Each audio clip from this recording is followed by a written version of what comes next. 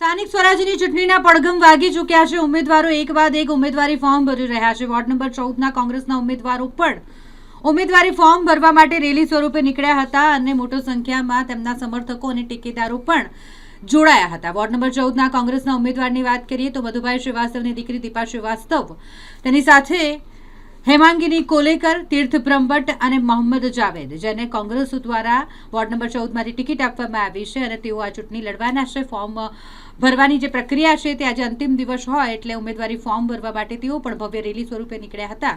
Ward number 14ના વિસ્તારના જે લોકોના પ્રશ્ન છે, જે લોકોની સમસ્યા છે, તે મુદ્દાઓ પર અમે ચૂંટણી લડીશું તેવો હુંકાર ભર્યો છે અને આગામી ચૂંટણી જીતીશું તેવો વિશ્વાસ પણ વ્યક્ત કર્યો છે। આજે શ્રી ગણેશ કર્યા છે, જે ભ્રષ્ટાચાર છે હવે આજથી એના શ્રી ગણેશ શરૂ થઈ ગયા છે।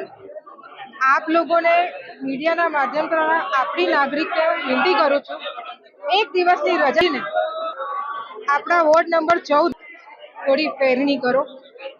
5 વર્ષ જે પાછલા છે, જે ભાજપા સરકારે રોકીને રાખ્યા છે, એના ગ્રાન્ટ પાસ થયા પછી પણ વર્ષો સુધી ગ્રાન્ટ રોકીને રાખી કેમ એ સવાલ તો તે ગરીબ જનતા, હું તમારી સાથે છું, હું તમારી અવાજ છું, મારી જોડે જોડાઓ।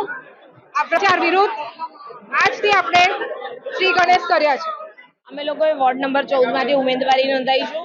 હું 2015માં વોર્ડ નંબર 16માંથી કાઉન્સિલર હતી।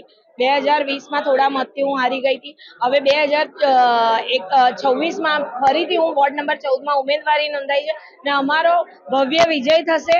28 તારીખે અમારો વિજય સર્કલ થી કરશે।